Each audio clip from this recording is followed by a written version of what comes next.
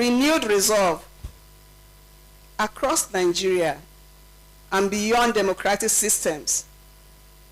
Democratic systems are under strain, not only from political turbulence, but from the fragility of the institutions charged with upholding justice, equity, and the rule of law. As legal professionals and civic-minded citizens, stakeholders, our duty transcends interpretation of statutes. It demands a steadfast commitment to the moral, ethical foundations upon which just societies are built. This annual conference is more than a tradition. It is a mission-driven platform for rigorous engagement with the legal, ethical, and societal challenges shaping our nation.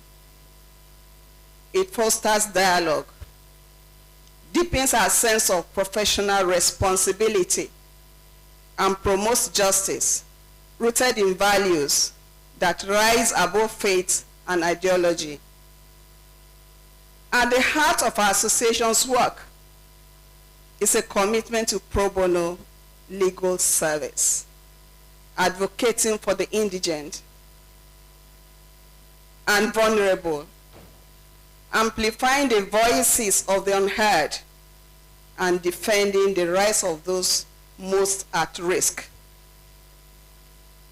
This year's theme, Strong Institutions as Enablers of Democracy, resonates deeply with our mission.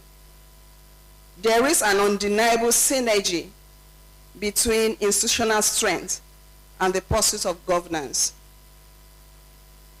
When institutions, judicial, electoral, legislative, and security operate with integrity, transparency, and accountability, they lay the foundation for governance that serves the common good. Conversely, weak institutions breed injustice, exclusion, and impunity. Strong institutions protect rights, uphold dignity, and ensure that even the most marginalized have access to justice. This gathering brings together a rich tapestry of voices, legal minds, electoral experts, security professionals, civil society advocates, and engaged citizens. It affirms our shared belief that democracy is not just sustained by elections alone, but by the integrity of the institutions that safeguard its values. During this conference, we will confront themes central to our national experience: the credibility of electoral bodies, the independence of the judiciary, the impartiality of security forces, and the lived realities of the Nigerian electorate. These are not abstract ideals. They are the pillars upon which our democracy stands and falters. Let this gathering today be a space for honest dialogue, courageous critique, and visionary thinking. Let us speak not only as professionals, but as citizens, stakeholders, committed to building a Nigeria where institutions serve the people, not the powerful, where justice is neither delayed or denied, and where democracy is not a distant aspiration, but a lived reality. In closing, let us remember that our vocation, whether as lawyers, advocates, engaged citizens, is not merely a profession. It is a mission to uphold truth, defend the vulnerable, and ensure that the law remains a servant of justice, not a tool of oppression. may our deliberations today ignite a renewed commitment to institutional integrity and democratic values. May we live here not only informed, but inspired to act with courage, conviction, and compassion.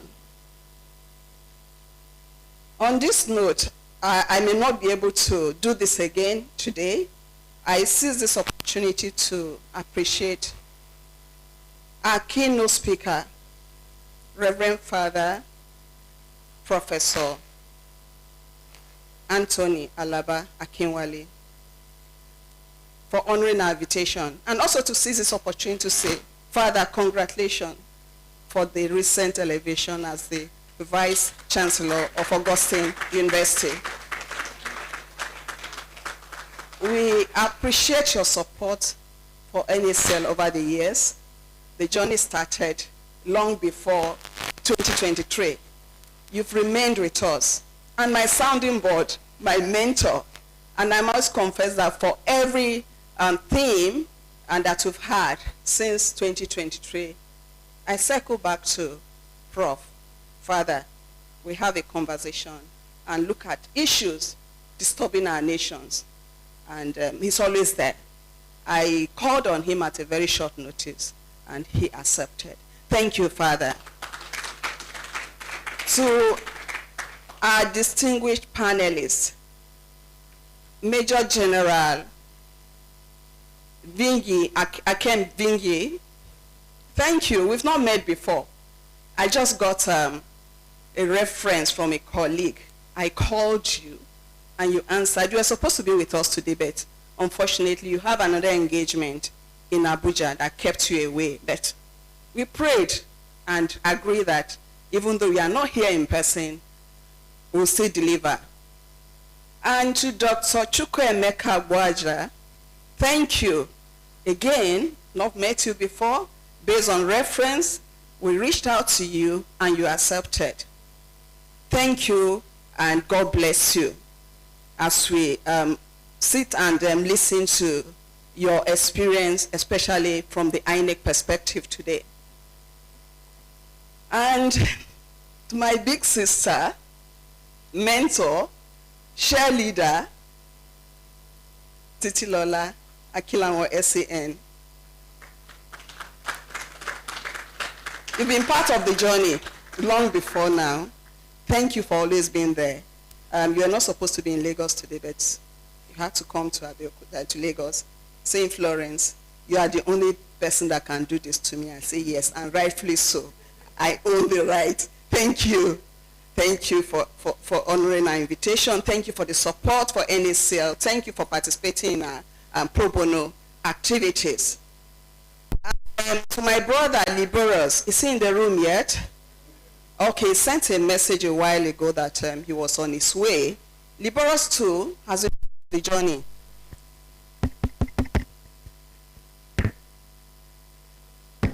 Okay. Has been part of the journey, and he was a moderator for 2023 and 2024. But for this year, we decided I should take the hot seat because he's used to disturbing people and shaking the table. We want to hear his perspective from the inside today. So we look forward to having him on board. And then my brother, Charles Ajiboye, I reached out to him just a few days ago, and he said, my president, yes, I'll do it. Thank you, Charles, for honoring our invitation. Thank you for the support, and we look forward to you shaking the table today. Thank you. So on that note, I say thank you all for your presence, for your passion, and your unwavering dedication to the cause of justice and democracy. As we sit down today, let us be part of the conversation. Let us not just sit and listen to the panelists, to the keynote address. Let us add our voices. I look forward to hearing from my brother, Chris Agaonu. Thank you, I'm Word of Him Forum team for your active participation here today, representing in full as a body. I appreciate the support, and I look forward to seeing Amuod of Film Branch before the end of the year, by the grace of God. Okay, so let us go forth, united in purpose and strengthened by grace.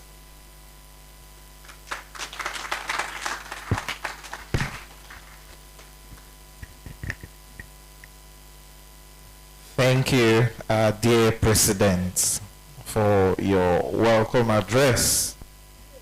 Contempt. Him to Justice Gabriel Daudu, and I was redirected. I apologize, and now I've committed another one. My Lord, I plead for mercy. It was not deliberate. So I appreciate the presence of my Lord Justice Matthias Daudu.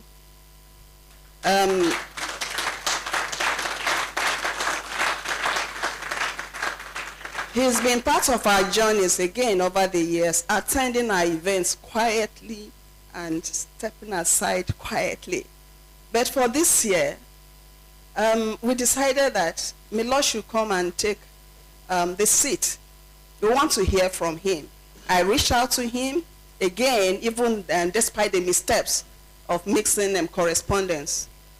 We had a conversation and he accepted to be here today. He was one of the first to be in the room. So how I committed a misstep again, please, I plead for mercy once again, and thank you for honoring our invitation, and we look forward to stronger collaborations with you and the Lagos State Judiciary. Thank you, my Lord. Thank you, Madam President, once again. And thank you, my Lord, for accepting the, should I say apology? Yeah, okay, that's all right. Thank you. For mercy, plea for mercy. Else our matter will be struck out. That's all right. Thank you so much. So while our president was giving our welcome address, dear Nandi Udu, Victor Osifu, Femi Fajolu, Paul Oyejose, dear Philip Njitene, that's the National Secretary of the Association, and Celestine Wankwo all walked into the hall. Thank you so much and welcome once again. Without wasting much time, we'll be calling on Ms. Geraldine Way, the past president of the association, to give the goodwill message from the national president. Thank you and welcome on board.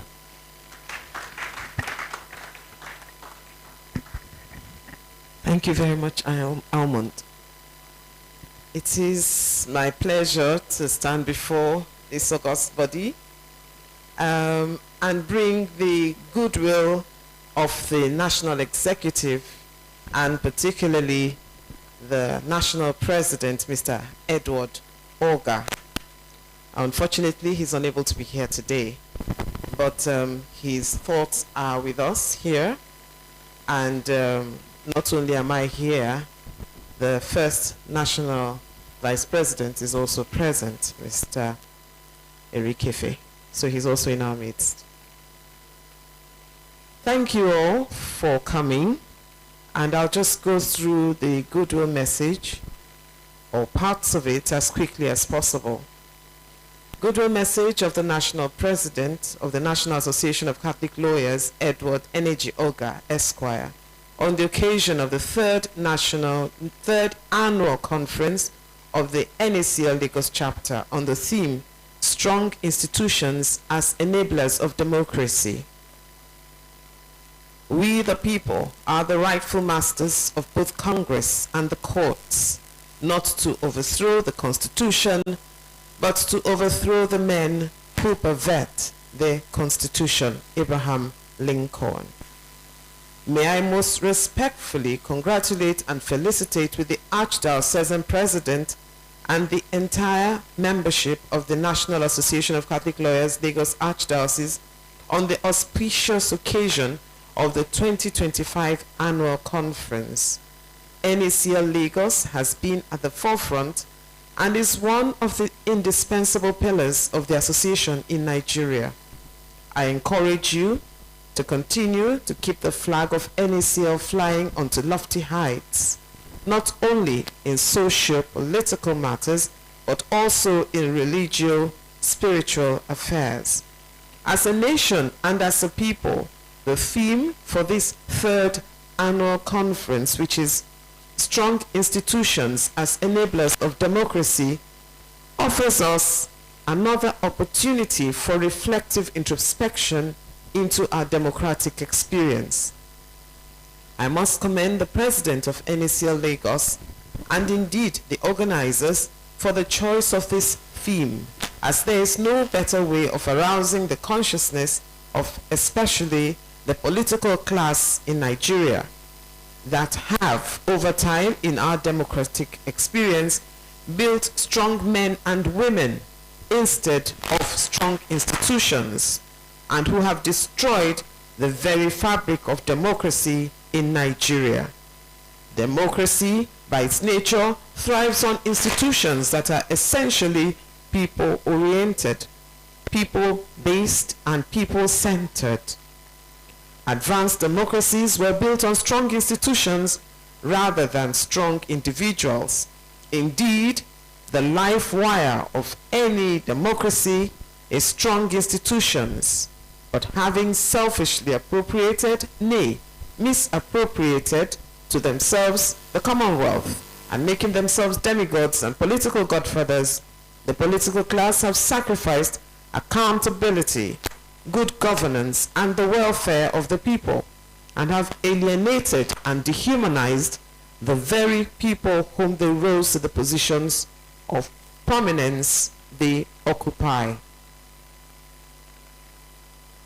Can we really imagine the value of strong institutions in our democracy? A democracy in which there is rule of law and the executives act only according to law. A democracy where the legislature is truly independent and not a rubber stamp of the president. A democracy where there is an independent judiciary, which is true to its name as the last hope of the common man, and where human rights are guaranteed. A judiciary free from unholy pressures and manipulations from the powers that be within the social, political, and economic space. Wow, what a great country Nigeria would become. As we reflect on all this all-important theme of the conference, I invite us all to be personally committed to the advancement of strong institutions that would strengthen the foundations of transparency, accountability, and good governance, and that would enable our democracy not only to thrive, but also to be the envy of the other nations in the world. I trust that speakers and the various animators of the conference will do justice to the theme, and that each one of us will go home from here with a new mindset of building enduring democratic institutions that would advance the common good of all humanity. It is possible even in our own generation. I wish us all a beautiful conference that is capable of giving birth to a new and better Nigeria. God bless us all. Thank you. Justice through Christ. And that is the message of the National President, Mr. Edward Oga. In my own capacity as the second Vice President National, I also welcome you all to this conference because I'm also a member of the Lagos Archdiocese. God bless you all.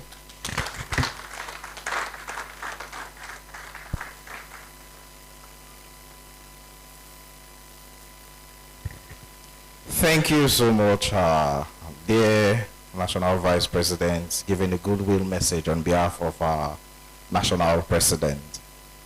Without wasting much of our time, however, while the National Chairman was giving a welcome address, our dear Antonia Ake, the Financial Secretary, Ono Oliko Onojigofa, the immediate past treasurer of the NBA Lagos branch, Inaegbe Mufejiro, Chukwueze Ogechi, Oluwafumilare, and our dear welfare, always sending out birthday messages to members. They all walked in, Egbe, and they, a past official of the association, and then Mike Omani from Holy Family Festac. They are always representing. Thank you so much for coming. So at this time, we'll be moving straight to the keynote address, which is one of the reasons why we are here. And we'll be welcoming, if I'm privileged to welcome our dear, very Reverend Father Professor Anthony Akinwale, Alaba Akinwale, OP, PhD, STM. He is the current Vice Chancellor of our Augustine University, Ilare-Ekpe, Lagos State. Thank you so much, Father, and please welcome. We could stand and welcome Father at this time, our keynote speaker. Thank you.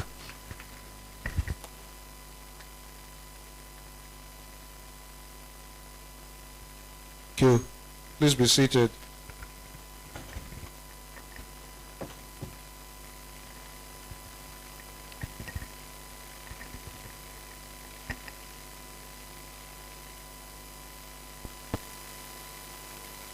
Let me begin on a note of gratitude, dear members of the National Association of Catholic Lawyers in Lagos Archdiocese. Gratitude for inviting me to be your keynote speaker this morning. I deeply appreciate the privilege. Added to that gratitude is my admiration for your association. I'm always thrilled when I find Catholic professionals come together in an association of this kind. The fact that there is such an association as the National Association of Catholic Lawyers offers me a great deal of consolation when I think of the massive violation of human rights and justice in our beloved country, Nigeria. So thank you very much for inviting me. Thank you for your congratulatory message on my appointment as Vice Chancellor of Augustine University. We hope that within the next 2 years we'll be able to start our Faculty of Law.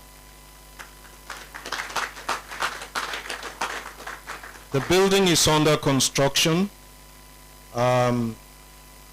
It's been donated by someone, but you know the economic climate is very hostile. So a building under construction, but construction work has stalled for some time now. We hope that we'll resume that very soon. I'll leave here almost immediately after my speech to head back for Ekpe because I have a very crucial meeting with 2 committees of council today on the issue of infrastructure. I'll say, without being shy, we need your support. It's not to ask for donation. Come and invest. Your parishes are already doing that.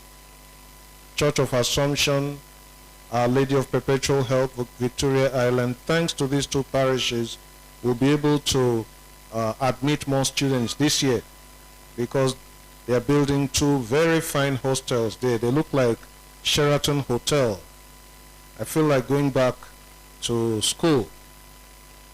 So I'll be asking of you to do similar things like that as individuals and as an association, not to donate, build, operate, and transfer. And I think you can do that as an association. I leave it at that. You know, vice chancellors are beggars. I'm a Dominican. Dominicans are beggars. We're called a mendicant order in the Catholic Church. You see the hood the Dominican puts on. When we go about begging, we keep the money here. But I'm not begging for money.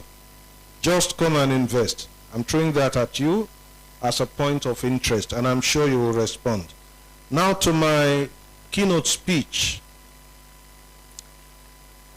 Let me begin at home with St. Augustine of Hippo, who in his work, City of God, explored a definition of a people which ought to retain our attention. According to this definition, a people is the association of a multitude of rational beings united by a common agreement on the object of their love. That definition enables us to understand what a nation is. I always say there is a difference between a nation, a country, and a state. A nation is an association of rational beings who share core values. On the basis of their shared core values, members of the association that a nation is write themselves a constitution and come to a common agreement to use the constitution to regulate their relationship as they pursue those shared core values. The constitution of their association establishes a government that is a conglomeration of institutions, that is organs of government that provide security for members of an association that a nation is. These institutions enable the government to function so as to protect the people in their pursuit of their shared core values. These institutions are instruments in the hands of government, and government is itself an instrument in the hands of the people for their protection as they pursue their shared core values. Without a common agreement on shared core values reflected in the provisions of their constitution, without the use of a constitution that has provided protective and not oppressive institutions, there is no democratically governed nation in the true sense of the word. What obtains is a state governed by a constitution decreed into existence without the consent of the people, such as our current constitution. An oppressive state held together at gunpoint, as I often describe Nigeria. Its institutions will be anything but friendly. Such is the case where organs of government disable the governed rather than enable them to actualize their developmental potential. Such is the absence of democracy.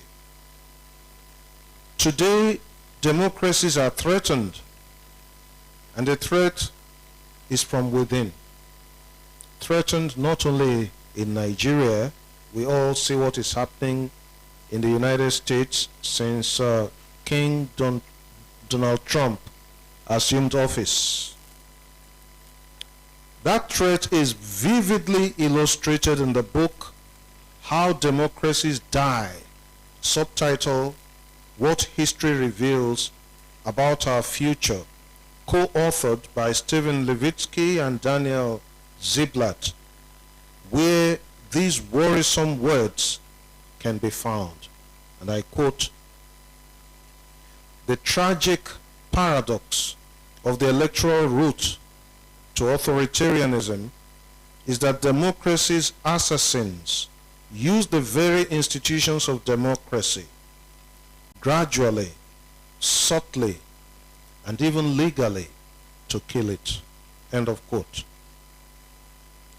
The paradox in the betrayal of democracy is that quite often enemies of democracy are democratically elected.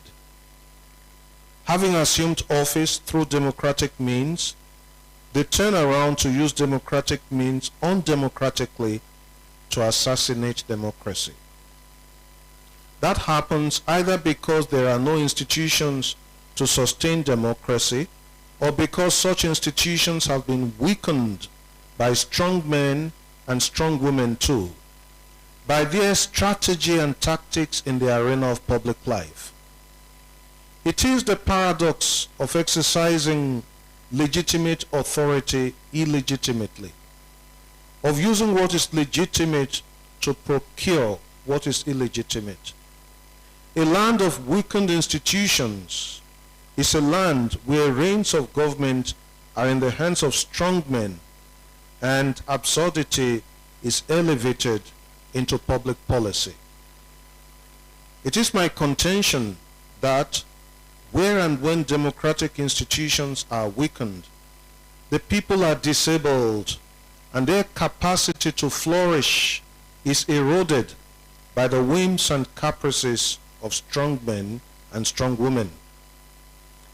A trip down memory lane to a neighboring African country may be helpful in providing an illustration that such has been the story in virtually every African country.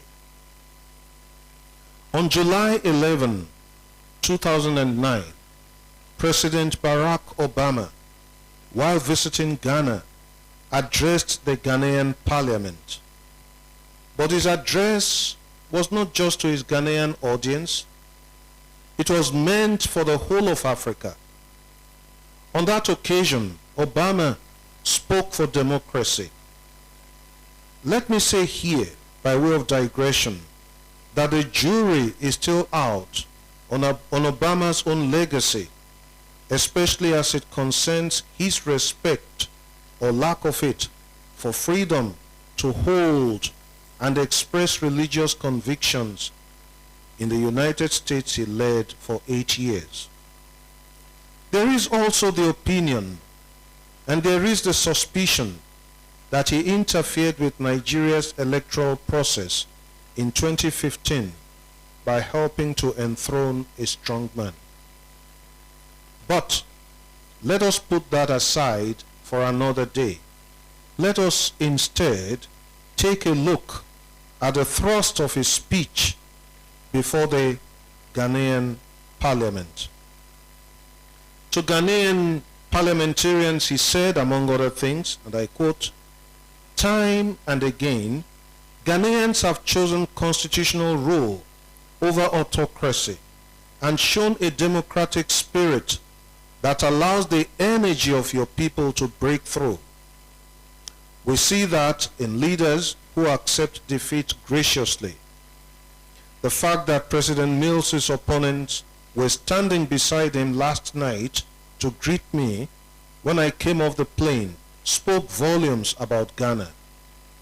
Victors who resist calls to wield power against the opposition in unfair ways. We see that spirit in courageous journalists, in policemen and women. We see it in the young people who are speaking up against patronage and participating in the political process. Across Africa, we've seen countless examples of people taking control of their destiny and making change from the bottom up. We saw it in Kenya, where civil society and business came together to help stop post-election violence. We saw it in South Africa, where over 3/4 of the country voted in the recent election, the fourth since the end of apartheid. We saw it in Zimbabwe, where the election support network braved brutal repression to stand up for the principle that a person's vote is their sacred right. Now make no mistake, history is on the side of these brave Africans, not with those who use coups or change constitutions to stay in power. Africa doesn't need strong men, it needs strong institutions. Earlier in the same address, Obama had said, "This is a new moment of great promise. Only this time we've learned that it will not be giants like Nkrumah and Kenyatta who will determine Africa's future. Instead, it will be you, the men and women in Ghana's parliament, the people you represent. It will be the young people brimming with talent and energy and hope who can claim the future that so many in previous generations never realized. When Jerry John Rawlings died on November 12, 2020, my mind went back to that speech of Barack Obama. Two propositions in that speech have always retained my attention. The first is that in which he said, Africa does not need strong men, it needs strong institutions. The second is the one in which he said, the future of Africa will not be determined by giants like Nkrumah and Kenyatta. To those who are familiar with the Nigerian journalistic scene in the 1980s, during the era of Ibrahim Babangida, reading through my text, you will know that I'm using the Afghanistan method. I do not know if Obama had the two men, Nkrumah and Rawlings, in mind when he uttered those words. What I know is that in his audience, as he addressed the Ghanaian parliament, were men and women conversant with the history of Ghana. In that history, Nkrumah and Rawlings stood out as strong men, to use Obama's words. And to that extent, Obama's address to the Ghanaian parliament sounded like an allusion to Nkrumah and Rawlings. Nkrumah fought for the independence of Ghana, became her first prime minister, and was a strong leader with a vision. But Nkrumah, the strong man, stifled opposition, turning Ghana not into a one-party state, but into a one-man state, which is what autocracy is. Autocracy is the rule of one man who has succeeded in convincing or intimidating the people into believing that he has undergone an apotheosis. Autocracy represses the democratic spirit that releases developmental energy in peoples. With their developmental energy released, their land becomes a habitation of persons of actualized potentials. One major factor that has weakened and continues to weaken democracy in Africa, contributing to the underdevelopment of the continent, is that Africans have had and still have too many autocratic rulers. Such rulers might have acted and might be acting with good intentions, but autocracy manifests itself in paternalism, a totalitarian and tyrannical paternalism that insists that all must think like the leader, who is presumed to be an unquestionable and infallible strategist simply because he is the leader. Let me remind my audience that this Ghanaian narrative is only an illustration of what is in fact a continental narrative. Ghana, not unlike many African countries, including Nigeria, has had a history of being on the receiving end of autocratic rulers in military and civilian dresses. In Ghana, after Nkrumah, not immediately though, was Jerry Rawlings, who presented himself as an anti-corruption crusader. At his first coming, he entered the political landscape of Ghana through a coup d'etat. He overthrew a military government led by General Frederick Akufo, who, in a palace coup, had earlier overthrown General Ignatius Achampong. At the end of his first coming, Rawlings organized elections won by Hila Liman, who took over from Rawlings on September 24, 1979, a week before President Shehu Shagari took over from General Olusegun Obasanjo in Nigeria. President Liman's government was like a government on probation, with Rawlings as probation officer. For shortly after handing over to Liman, on December 31, 1981, Rawlings staged a second comeback. He staged another military coup that truncated the Liman administration. His second coming was longer than his first coming.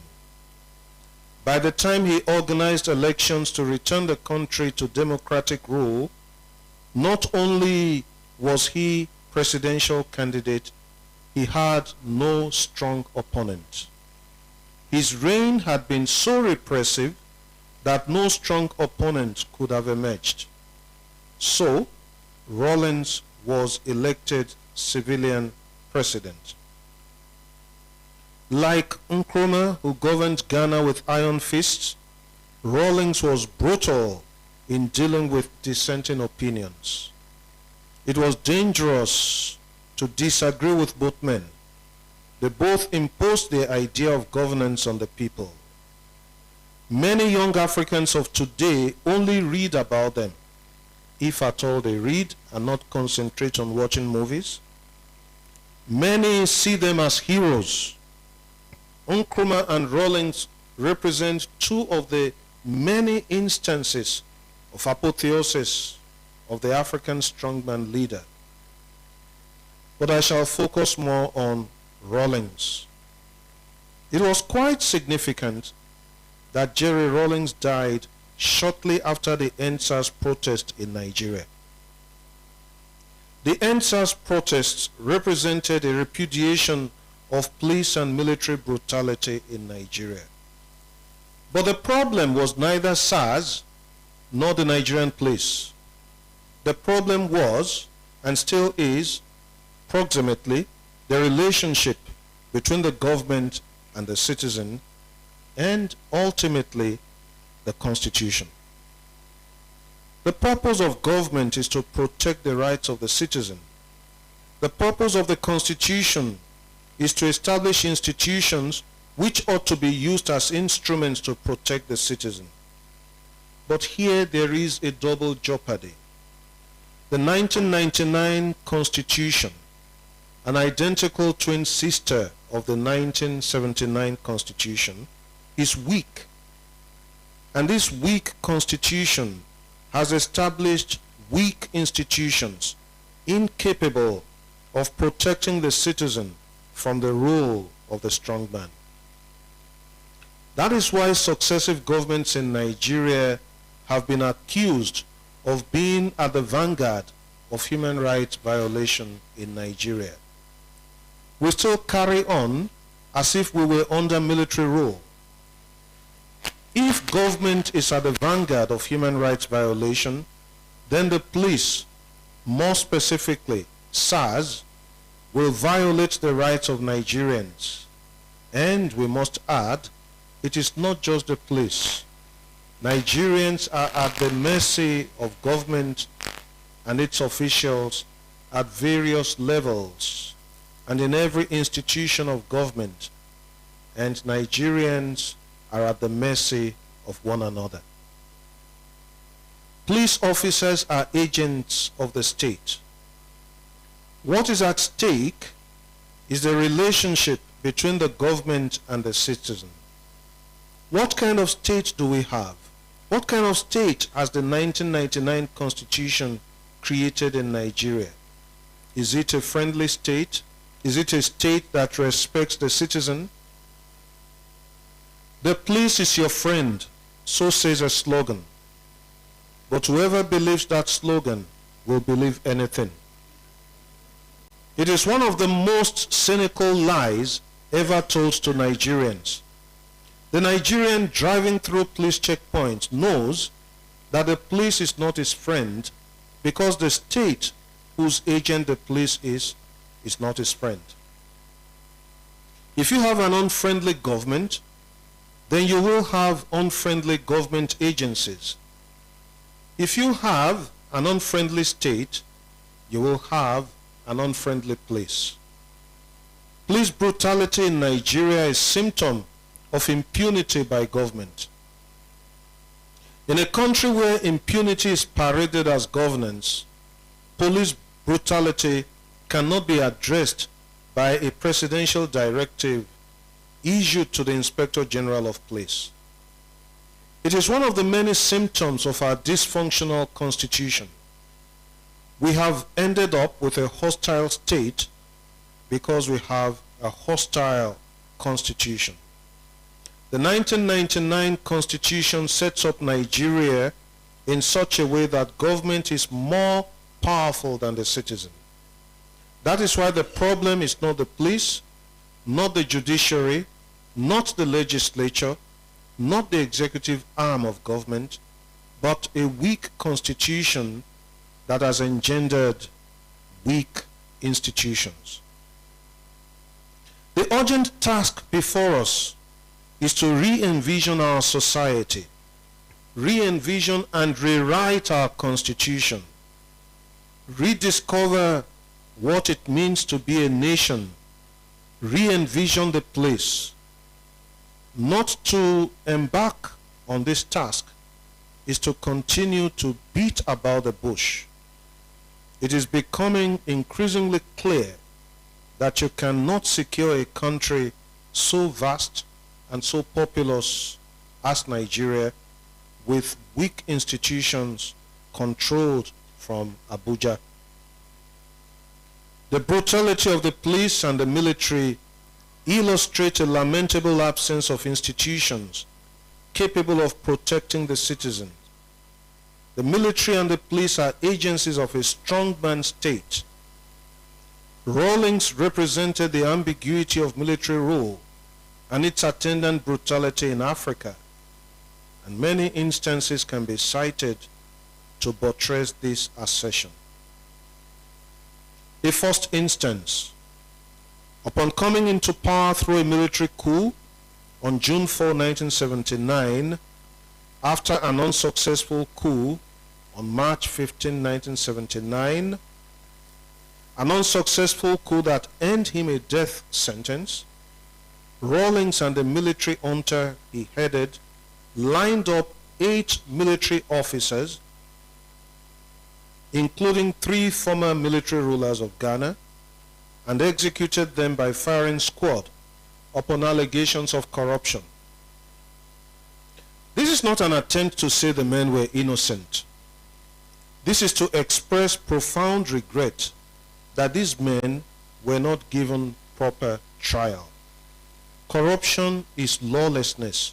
You cannot fight lawlessness with lawlessness. You have to fight corruption within the ambit of the law. You have to be just to the unjust. Because if you are unjust to the unjust and you get away with it, you will one day be unjust to the just.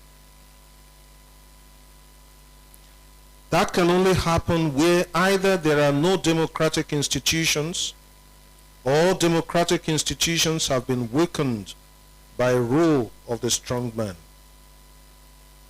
Rawlings later embarked on what he called a house cleaning exercise involving the killings and abduction of over 300 Ghanaians. But many Ghanaians applauded their execution, believing such arbitrary shedding of blood would put an end to corruption.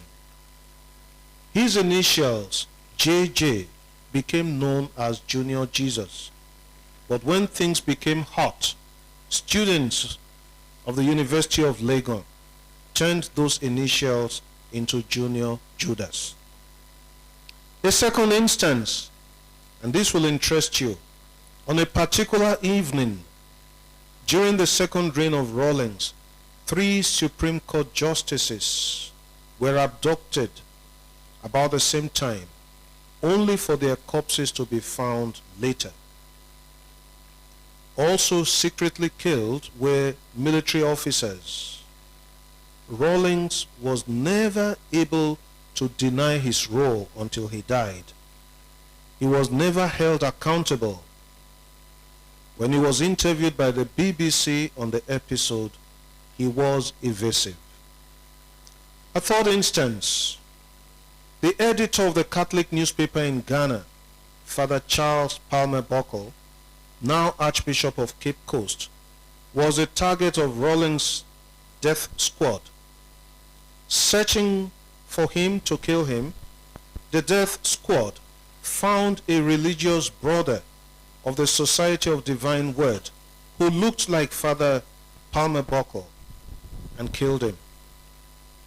For days, these religious brothers' whereabouts were unknown to the church in Ghana. By the time his corpse was found, it was in an advanced state of decomposition. He was buried before the Mass as his body could not be taken into the church. Let me say in passing that Rawlings was Catholic. A fourth instance, when Rawlings metamorphosed into a civilian president, he physically assaulted his deputy during a cabinet meeting. The poor vice president reported the matter to the police. But in Africa, leaders are above the law because Africa is under the rule of strong men, not under the rule of just laws. I remember former Prime Minister of Zaire, today's Congo, Nguza Kal Ibond, who was arrested and sentenced to death upon charges that he tried to overthrow Mobutu Sese Seko. Foreign powers like Belgium and France pleaded on his behalf, so he was spared. He went to live in exile in Belgium, and probably because he ran out of funds or because he was homesick, he needed to return to Kinshasa. So he started saying beautiful things about the man who wanted him dead. And the journalist asked him, "What has changed? You used to say negative things about this man. He sentenced you to death. Now you are saying nice things about him." And he responded in French, "En Afrique, on ne maudit pas le chef." In Africa, we don't say bad things about the chief. A fifth instance, on June 8, 1998, when Sani Abacha died, the BBC interviewed Rawlings. During the interview, Rawlings wept and sobbed over the loss of a man he described as a good African leader. But Abacha visited untold brutality on Nigerians. Rawlings' economic policy of state-controlled economy, his imposition of price control in particular, turned out to be misguided and ruinous. Seeing the catastrophic consequences,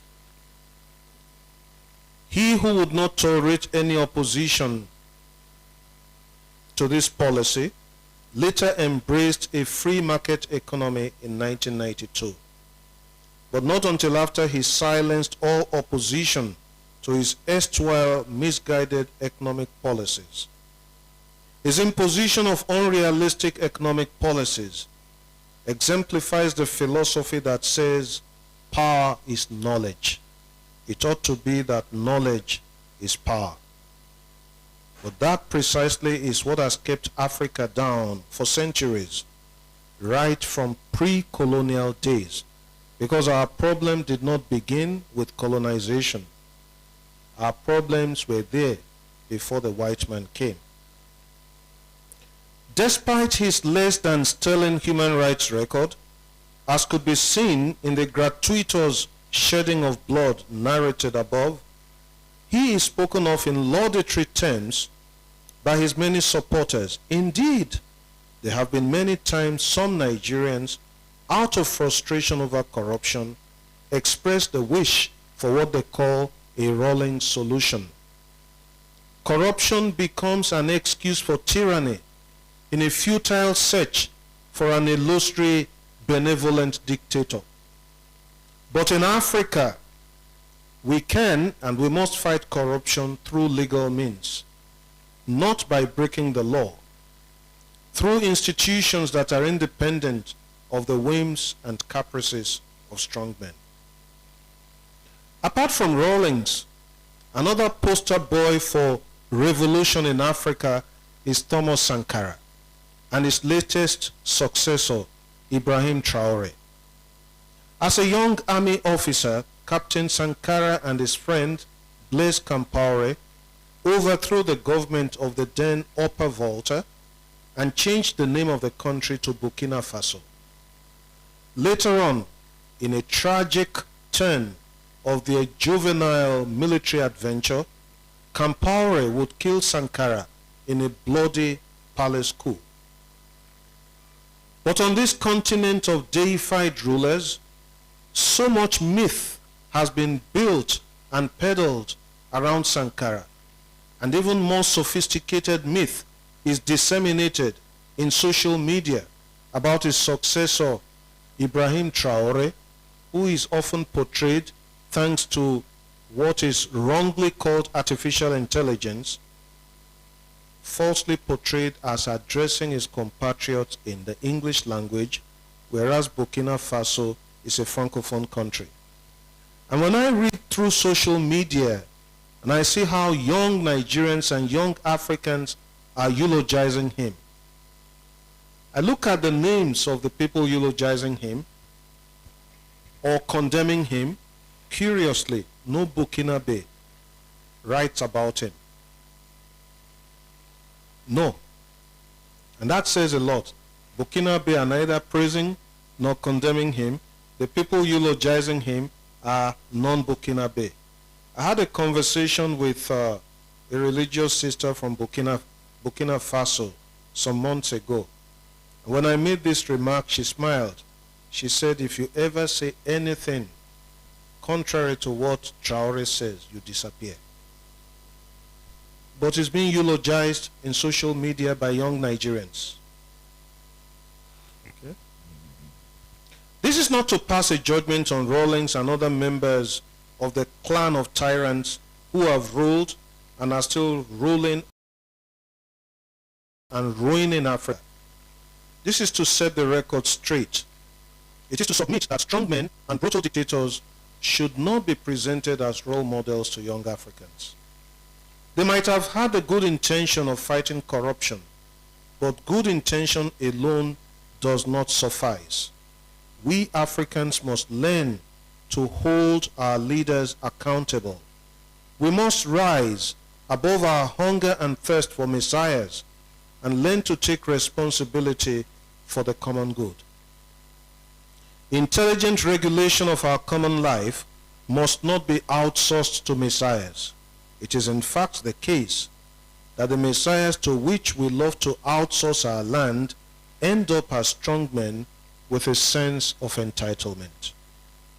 Let us return to Obama's speech before the Ghanaian parliament, repeatedly insisting on the need for good governance and strong institutions to facilitate the development of Africa. He went on to say, in the 21st century, capable, reliable, and transparent institutions are the key to success.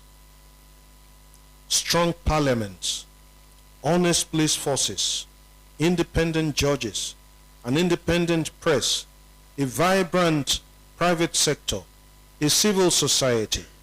Those are the things that give life to democracy, because that is what matters in people's everyday lives.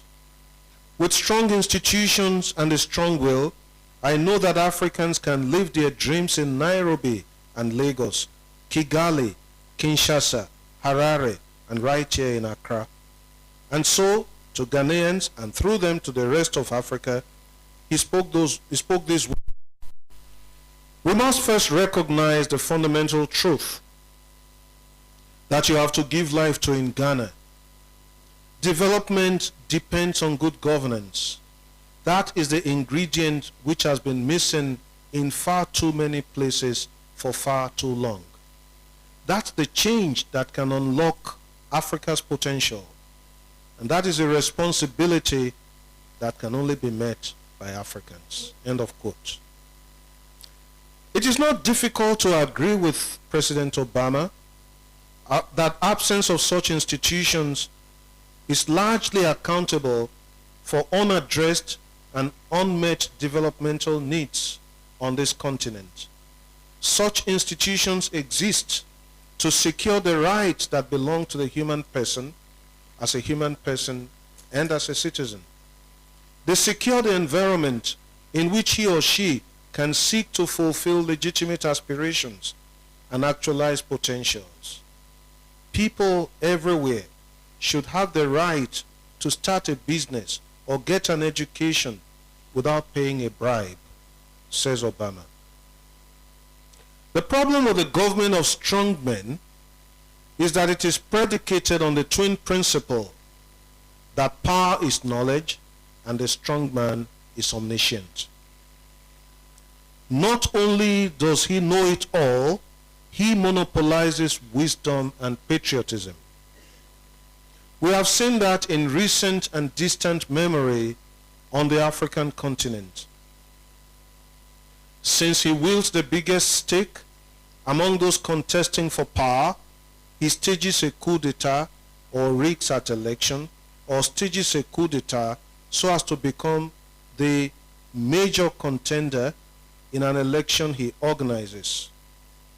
He does not get into office with people's votes, so he is not accountable to them. He comes in by force and maintains his hold on power by force.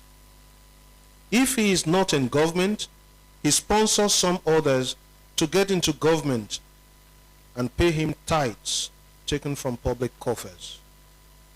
The strong man is nothing but a tyrant, a self-imposing benefactor, paternalistic and condescending in his style of leadership. The strong man sees himself as above the law. In fact, he breaks the law and gets away with it. He has power over life and death, or so he believes, and distributes patronage by distributing appointments and contracts. He builds or encourages the building of a personality cult around him. He is, as Mobutu Sese Seko was called, father of the nation, enlightened guide. The strong man brokers no divergent opinion. He settles and stifles the opposition. And for this reason, he ends up surrounding himself with sycophants and court jesters, with yes men and yes women who glorify his incompetence, eulogize his tyranny, canonize his corruption, and beg him to institute a process of tenure elongation. That Africa has had and continues to have many of such strong men is largely responsible for the sorry state of the continent today. And that is why Africans can no longer blame the colonial past for her problems. Now, while that statement is true, it is somewhat misleading. In fact, a number of commentators have rightly observed that while Obama's speech proposes to point the way forward for Africa, he appears to have glossed over the role of America and other superpowers in installing and supporting corrupt, incompetent, and bloodthirsty regimes, strong men, to use his own words, whose interests never coincided with the interests of the people.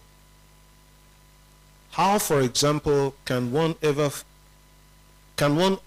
get over the romance between Mobutu Sese Seko, erstwhile doyen of corruption and despotism in Africa, once described by former President Reagan as, quote, America's best ally since the days of President Lyndon Johnson, End of quote. Whether the situation has changed in the Congo is a matter to be debated. But history shows that in the 1960s, the decade in which many African states hoisted their flags in place of the colonizers' flags, Africa indeed graduated from the reign of strong white men to the reign of strong black men, some of whom were assisted in infamy by colonial powers during the Cold War. President Obama's speech certainly has the potential to inspire and galvanize. He said, "I am particularly speaking to the young people all across Africa and right here in Ghana. In places like Ghana, young people make up over half of the population. And here is what you must know. The world will be what you make of it. You have the power to hold your leaders accountable and to build institutions that serve the people. You can serve in your communities and harness your energy and education to create new wealth and build new connections to the world. You can conquer disease and end conflicts and make change from the bottom up. You can do that. Yes, you can. Because in this moment, history is on the move." End of quote. If this dream is to come true, indeed, we need strong institutions and not strong men. Africa needs leaders who enable, not leaders who disable. Yet, as intelligent and admirably inspiring as it is, there is something incomplete in this Obama recipe. Strong institutions are necessary for development, but they are in themselves insufficient. They would be able to facilitate integral development if they would be imbued with deep spiritual and moral values. Institutions without morality are dangerously inimical to the dignity of the human person. But the level of morality of institutions is a direct reflection of the level of morality and the depth of spirituality of the human beings who man these institutions. When President Obama spoke of strong institutions, he listed strong parliaments, honest police forces, independent judges, an independent press, a vibrant private sector, a civil society. But institutions are creations of human beings. They are instruments in the hands of human beings. That is why we must also be vigilant and prudent in our leadership selection process. If you have good institutions and you do not have competent men and women to man them, you are like somebody who has bought a flashy car but whose driver is unable to drive. It is a matter of ensuring that we must not only create strong institutions, we must also ensure that those who man them are strong in the sense of possessing requisite competence to man them. A morally depraved generation can neither put in place nor maintain good institutions. The personal moral life of members of parliament, policemen and judges, journalists and directors in the private sector is of vital importance if institutions are to protect and promote the dignity and the rights of persons. If the people who man our institutions are corrupt and incompetent, such strong institutions enslave even more than strong men. It is therefore of utmost importance that those who man our institutions be men and women of intellectual, administrative, and ethical competence. If such men and women are to be formed and found, education at all levels must be given its pride of place in our country, Nigeria. If I may end on an autobiographical note, it is precisely because I believe in this that I have put my head in the business of tertiary education in Nigeria. It is the engine room of development. In 1982, when Pope John Paul II visited Nigeria for the first time, one of the masses he said was for the Nigerian university community. That mass was at the University of Ibadan. I would ask you to go on the Vatican website and read the beautiful homily he gave on that occasion, in which he said, among other things, that if Nigerians want to build a humane society, then they must pay attention to good quality education. That will be our investment, necessary investment, if we're to create a society that is stable and prosperous, a society without insecurity. From time to time, our students at Augustine University put this question to me. Father, we heard you studied in America. Why did you come back? Well, I came back when it was tough. I came back during the dark days of Abacha's military rule. I narrowly escaped being killed by 4 policemen who demanded $200 from me and I refused, who cocked their guns and I didn't move.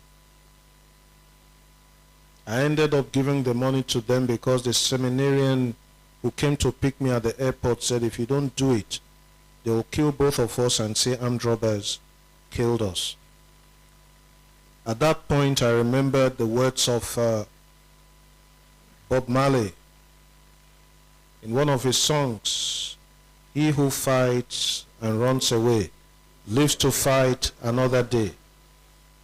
By the grace of God, I lived to fight another day, and they ended up in custody. I am a fighter. I will remain a fighter.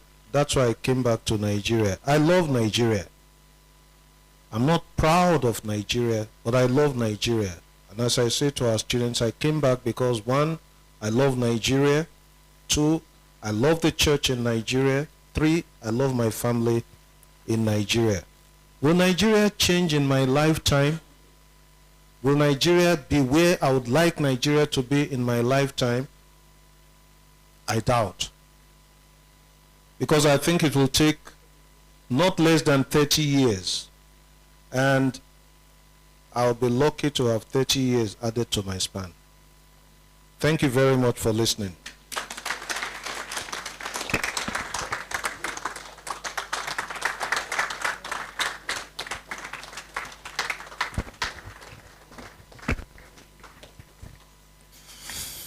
Thank you so much, Father, our very dear Reverend Father, Professor. No doubt. In fact, this keynote address is something I'm sure each and every one of us would have paid hundreds of thousands to hear or listen at other occasions. But here we are, getting it for free. And the big question is, that strong man is still within our system today. And in fact, it's even more painful that we're growing more stronger men than the stronger institutions we ought to grow. And for all of us here, we actually desire a better nation. However, we are of the minority. You know, we have the stronger people out there. So no matter what each and every one of us do here, in fact, the stronger men will continue to override us. And how many of us here, sorry I'm taking much of our time, want to go out there to be part of the system? In fact, the system will frustrate you and pull you out, because it's either you join them and forget what took you there, or you just back out. We're privileged to have our own Catholic priests there, and we're all complaining. I'm sure not that he so desire to be like them, but maybe the system, in his own right, he may be doing what he feels is good, but the larger picture may not be able to make him get it right. But we'll continue to pray. Like Father said, it may not be in his time. Even myself, I'm not sure it will be in my lifetime, because I'm still a young man. At least I still have about 50 years to live, you know. Because it's sad that the younger ones, they 1, 2, 3, 4 years. I was somewhere and asking one 8-year-old boy, what do you want to be? He said, Yahoo boy. You know? Because, of course, it's the Yahoo boy he's driving a car. The professors and the school teachers trek to school. But the Yahoo boy that passes on the road, drive big car, dash them money, and that's what they want to emulate. Anyhow, we'll leave this other part for our panelists and co. Thank you, Father. And in fact, we can't thank you more enough. Well, while the speech was ongoing, and some persons walked into the hall, our own very Reverend Father Pascal Eburo, he actually walked in. Thank you so much for always being with us. Justin Alewa, the immediate past chairman of the In-House Council, which I kind of happen to be among, and maybe that's why I forgot that we're actually in the vacation period, you know. So thank you so much for coming. Justice I. Enang is also here. Wumbudo Antonia is here. Ijoma Ezowekwe, Rudolph Eziane, our book club man. We've been sending out circular, like Father said, do people still really want to read? Many a time we send out post notifications to join the book club. And believe you me, the book is actually interesting. You know, we've had the one Journey to Rome and the one on St. Augustine and co. You know, so we encourage people to join the book club and learn to read. George Wabunike is here, Okonkwo Chineye, and many others. If I'm unable to recognize you, God knows you, and we appreciate you. And thank you once again for coming.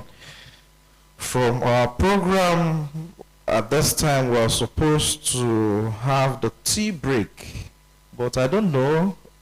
Do we really want to go for tea break at this time? After setting this pace, we want to be distracted, to come back again. It will be, I think we should just go into the panel session.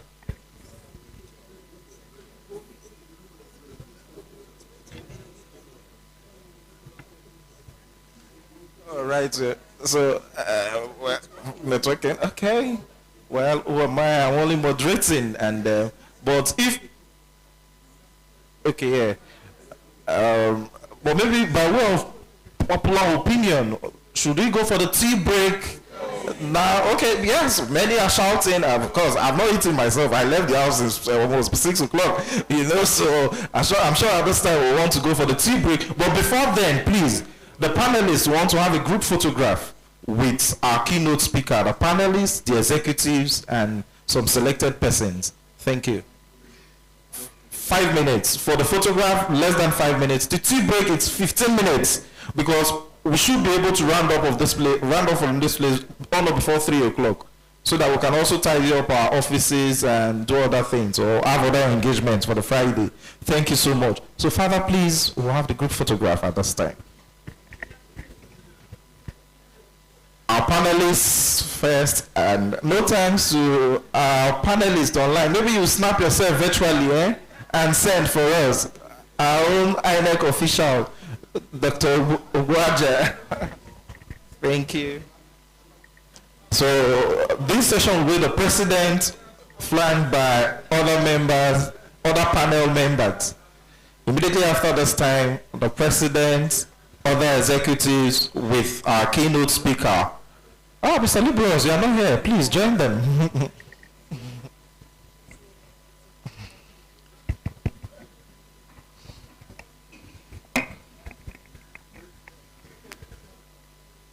All right. Executive of the association, please.